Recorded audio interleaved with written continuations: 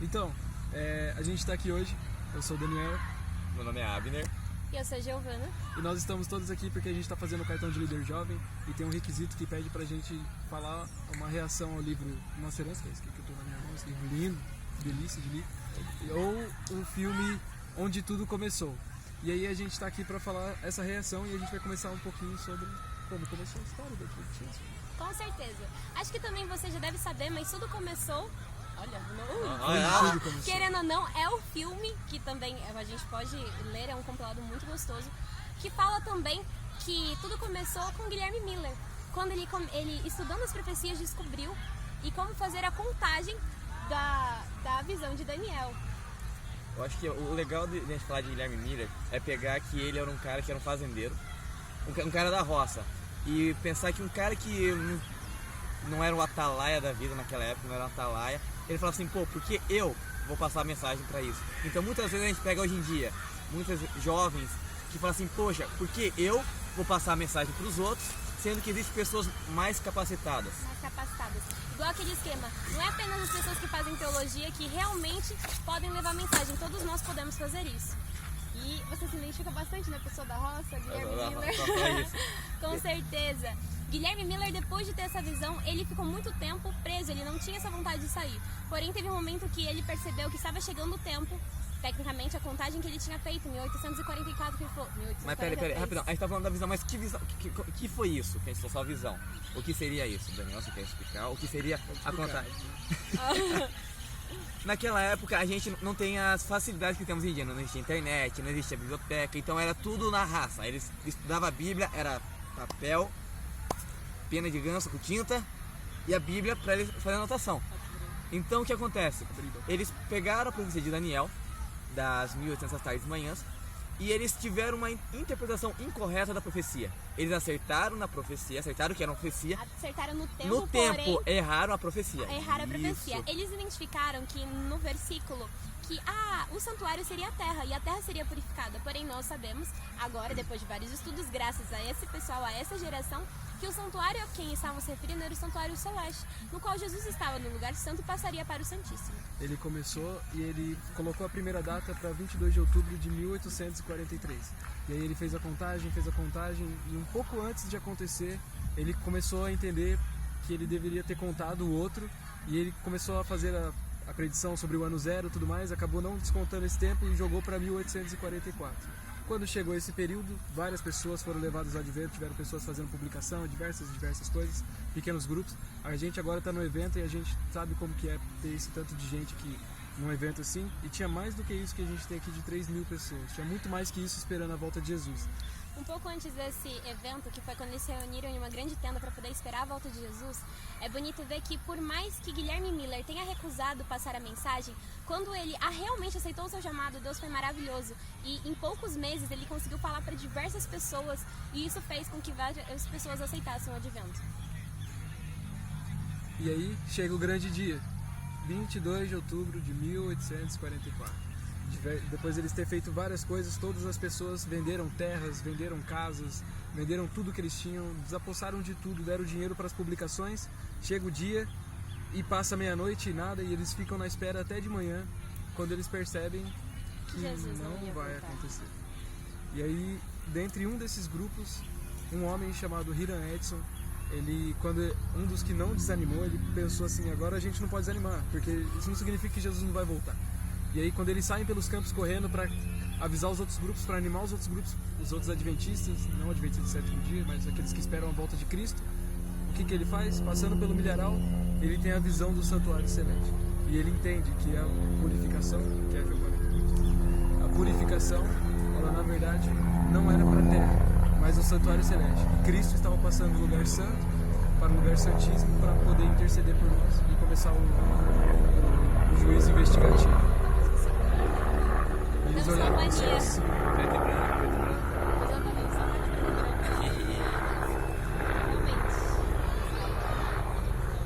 e aí, depois disso, então, dentre um desses grupos surge Ellen White, que não desanimou, e eles continuam procurando a verdade, Ellen White começa a se entreter com outros grupos, e ela acaba conhecendo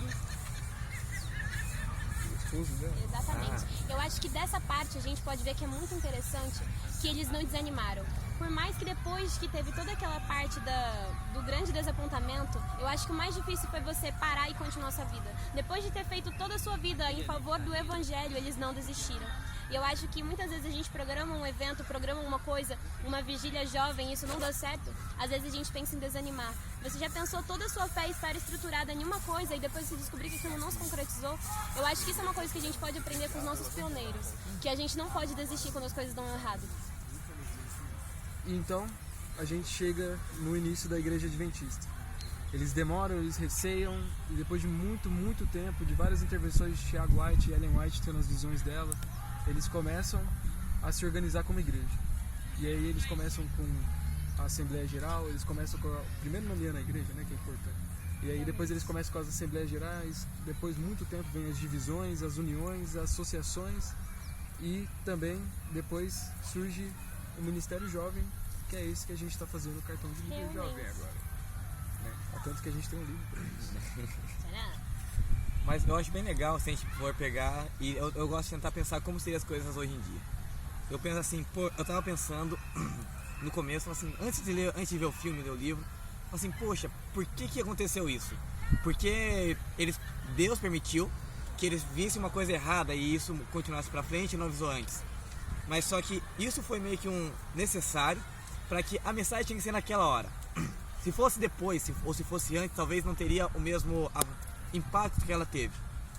E eu penso assim, poxa, se hoje em dia a gente não tivesse essa mensagem e alguém chegasse falando, ó, Jesus vai voltar, você tem que fazer isso, vamos pegar e tentar procurar saber o melhor, eu penso assim, qual que seria a nossa reação? Será que a gente aceitaria de bom grado como muitos fizeram e entregaram, tipo, bens? Assim, você batalhou, lutou, pessoas que entregaram tudo por causa do evangelho, e muitos deles, mesmo tendo grandes apontamentos, mesmo perdendo tudo, não foram abalados na fé. Tipo assim, será que se fosse hoje em dia a gente entregasse tudo e fosse abalado, e fosse passado por tudo, será que a gente continuaria com a fé do mesmo jeito? Será que a gente continuaria pregando o evangelho? Porque se não fossem essas pessoas, quem seria usado? É legal a gente também ver a idade do pessoal que fez esse evento todo. A Ellen White, a gente viu que ela teve a sua primeira visão, ela era uma jovenzinha. Ela era muito, muito jovem, não só ela, o Tiago também era super novo e outras pessoas que não eram os senhores. Edson, todos eram jovens. Todos eram jovens. Então isso é legal que prova bastante. É aquela parte de Timóteo que Paulo escreve para Timóteo. Jovem, que ninguém te julgue pela sua mocidade. Não faça com que a pessoa te despreze por você ser jovem, você tem grande valor. Ou que João escreveu que, jovens, vocês são fortes, filhinhos, não desanimem. E por causa de vocês já venceram o maligno. Eita! Maligno. Caraca! Vamos voltar. E só pra finalizar então, uma coisa interessante que a gente pode ver, que tudo que a gente citou ele tá no filme e muito melhor explicado no livro, mas uma coisa que fala no livro que não fala no filme é sobre como foi chegado o Adventismo no Brasil. Essa história é sensacional. Através de um bêbado, um cara que gastou dinheiro de literatura em cachaça, né? Dinheiro igual a cachaça. E aí ele fez tudo isso e por conta das revistas serem de graça, ele pegou as revistas de graça para tentar revender, para conseguir comprar mais cachaça, porque só a profissão como professor não estava dando certo para ele beber tudo que ele queria lá. E ele começou a distribuir, vender isso aí, e um casal que foi Johanna e Guilherme Bells, eles começaram e foram os primeiros conversos do Brasil, em 1835. Por conta deles, hoje, nós somos a maior potência adventista do mundo. Amém, né? Existem muitos aqui. Eu só queria falar um negócio. Eu acho bem legal a gente tentar ver esse ponto. Um ponto que muitas vezes a gente pensa que pra gente, eu comentei já, que a gente tem que ser... A pessoa só faz ser capacitado.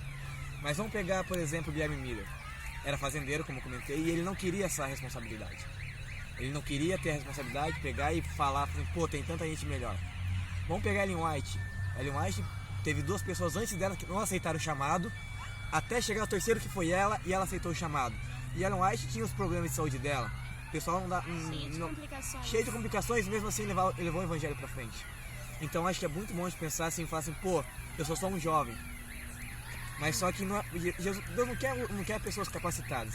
Ele quer pessoas que estejam dispostas a fazer a obra dele, a falar dele para os outros.